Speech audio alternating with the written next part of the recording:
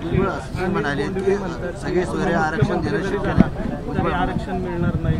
नाही असते किती आले असते त्यांना आता गिनतच नाही, ते तर गिनतीत बी नाहीत मराठी. मराठी रोज असे किती ओळून फेकून देते. तुम्ही मराठा जातीचं प्रतिनिधित्व करतात, आम्ही 365 जातीचं प्रतिनिधित्व करतोय, वर्गाचं करतोय, जातीसाठी नाही सगळ्या जातीसाठी आम्ही लढतोय, असं आरक्षण मिळणं शक्य नाही. कोण म्हणताय असं?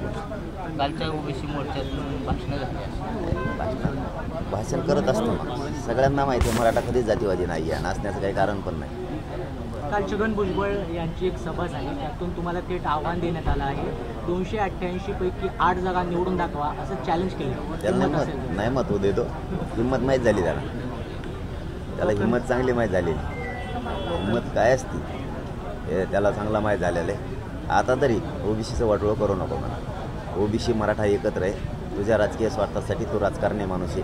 गोरगरीब मराठ्यांचं गोरगरीब ओबीसीचं वाटोळं करू नको, कारण तुझं राजकारण तू साधण्यासाठी गोरगरिबांचे भांडणं लावू नको, एवढंच काम करतो. बाकी कर तू, बाकी मी बघतो काय करायचं, किती निवडून आणायचे काय ते सगळं मी बघतो. आपला काल रॅली झाली शांततेत, आज पुन्हा एकदा एका ह्याच्याकडून शरद पवार साहेबांच्या घरासमोर आंदोलन सुरू आहे.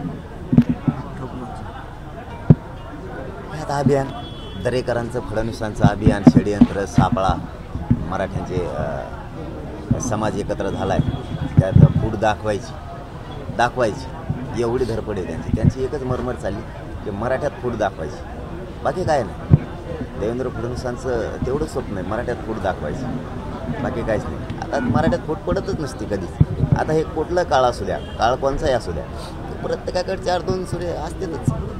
त्यामुळे त्याचं काय मनावर घेत नाहीत आम्ही. पण फूट पडणार नाही आणि फडणवीसांचं स्वप्न कधीच साकार नाही होणार, कधीच. मी आहे तोपर्यंत मराठ्यांना फूट दिसणार नाही, मराठ्यांना आरक्षण सुद्धा ओबीसी मिळणार असणार. दौरा सुरू आहे, विधानसभेच्या निवडणुका लढवणार का तलाठी पाटील? हो, नाही आरक्षण दिल्यावर का किती जागा लढवणार? सगळ्याच राखीव तर मराठी पहिल्यांदा निवडून आणणार आहेत. आमच्या विचाराच्या राखीव सगळ्या जागा आम्ही निवडून आणणार. बाकीच्या जागेवर सगळ्या जाती धर्माचे लोक आम्ही देणार आहे, सगळ्या जाती धर्माचे. ही पहिला उठाव असणार आहे की सर्वसामान्याची लाट आली आणि सर्वसामान्य लोक देणारे बनले, सत्तेत गेले. ही पहिल्यांदा घडणार आहे 75 वर्ष. तुम्ही 113 जागा म्हणले, विधानसभेचे सगळे पक्ष तयारी करते, तुम्ही काय तयारी केली? सर्वेक्षण आले तुमच्याकडे, काय निवडणुका लढण्यासाठी तयारी करावी लागते? तयारी तर सुरूच आहे, पण काय तयारी झाली 29 ऑगस्टला सांगतो आम्ही. आताच सांगितलं ना, खेळ पांगत असतो. काल मुख्यमंत्री पदाचे बॅनर लागले तुमचे, परत लागतील नाही काय आहे? नाही, मी नाही होणार. ते भावना समाजाची असती, परंतु मला नादच नाही. मला मी स्वार्थी नाही, समाजाला लुटून मी मोठा होणारा नाही. समाज मात्र गोरगरीब सगळ्या जाती धर्माचे देणारे बनवायचे आणि हे पक्का करून दाखवणार. तुम्ही मराठा उमेदवारांना असं सांगणार आहे का की तुम्ही आरक्षणाचा पाठिंबा देणार, पत्र द्या, मग तिकीट कसं देणार? तुमचा काय निकष काय? निवडणूक लढवायचा निकष काय? 29ला सांगतो ना. चलो वाचतो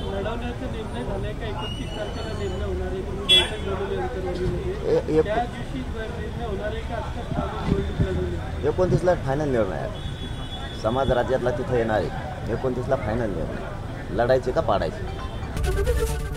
एबीपी माझा, उघडा डोळे बघा नीट.